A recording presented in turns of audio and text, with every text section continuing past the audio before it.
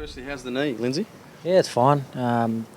Just did a little bit of training yesterday and trained with the boys today, and I'll be fine, mate. No concerns there earlier in the week? Were you a bit worried at the time? Oh, just pulled up a little bit sore from the game.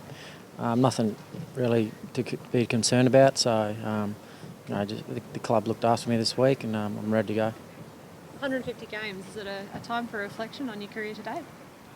Yeah, I'm pretty proud to reach the milestone, to be honest. I didn't think when I first got here that I'd reach it, but I've had my challenges over the years, and to be able to reach 150 games is something that I will reflect on, hopefully when my career's finished, but, saying that hopefully there's another couple of more in there, and but yeah, my family's pretty proud, and I'm pretty proud of what I've overcome to get there.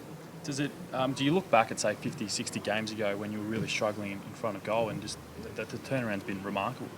Yeah, I think I had to have a look at it, and I've worked extremely hard from then on, and like I just said, I'm extremely proud to be able to play 150 games for this club, and hopefully I can play another 100 or whatever it is, and yeah, my family's pretty proud because they were there from those days when I was going through a pretty tough time, and to be able to come out the other end and play some really good footy is great. Speak about those challenges. What has been the toughest thing for you?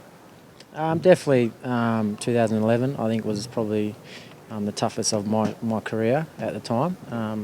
Obviously, it was well documented that I had the yips, and that was probably pretty tough to be able to copping it every week and coming to training knowing that I had to work so hard on working on the track and kicking goals on the track and not be able to kick goals in important games for the club. That was pretty tough mentally, and I had to work really hard, and I had some great role models in Burma and Wellesley that really helped me through those times. But like I said, it's great to be able to come out the other end and play some really good footy. When you took a mark back in 2011, were other players coming from the opposition coming up to you and getting in your ear? Was that something that you also had to deal with? I think that happens every week, I suppose, with every opposition team. But like I said, it was more so me than anything else. Just mentally, I wasn't in the right place at the time, and I went away that year and worked on a lot of stuff that I had to work on, and was just really happy to come out the other end. And what about the recent criticism of diving and whatnot? How have you handled that? Yeah, I took it on board. I spoke with Brad, and really took it on board. It's something I don't really want to be remembered as when I retire. So I spoke to Brad and a few other players, and it's something that I have to cut out of my game, and I'm working extremely hard to do that. So had a conversation with Brad and moved on pretty quickly from it. Was it a tough feat to hear those comments for him to say them in the public arena? Not really, no. It's everyone's going to have their opinions, and Brad's opinion that matters to me the most. And he rang me up and we had a brief chat, and he told me what I had to work on, and I've worked on them. And like I said, I'm just going to work hard to try to cut it out of my game. Something you've spoken about before with him, I think you had some issues in the past. How do you know you are going to get it out of your game, and can you do it consciously, or does it happen consciously in your mind? Not really. I mean, I'm working hard at it, and I've improved from say 2-3 years ago. I think I've cut it out of my game, but not completely, and I want to cut it out of my game completely. So, but in saying that, I'm not the only player in the AFL, I guess, that does it. But I mean, everyone does it. But I suppose I crossed the line a little bit, and Brad didn't like it, so he voiced his opinion, and I took it on board, and we'll go from there. So you're saying you're just a worse actor than other players?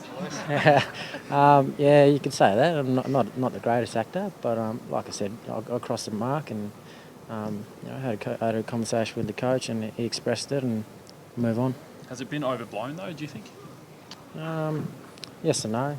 I mean, like I said, Brad's opinion is the only one that matters to me, and I had a conversation with him again, and moved on from it pretty quickly, to be honest.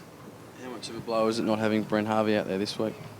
It's a big blow. I mean, he's a 380 game player, and not to be able to have him out there on the weekend is definitely a big blow. I mean, you can't replace experience, and he's a class player. So, but he's going to travel with the team, and he's going to get around the forwards, but yeah, it's definitely going to be a big blow not to have him there on Saturday. He spoke last night of his teammates' disappointment in that incident. Did you sort of share that disappointment in him getting himself in that situation? No, not really. He had a chat with Brad, and that you know, the players, we love Boomer and we respect him so highly. And look, he loved the club more than anything, more than any person at this club. So he knows deep down he's disappointed, and he's going to miss 3 games of footy. And look, hopefully we can get to the final series and you know, get him back out there.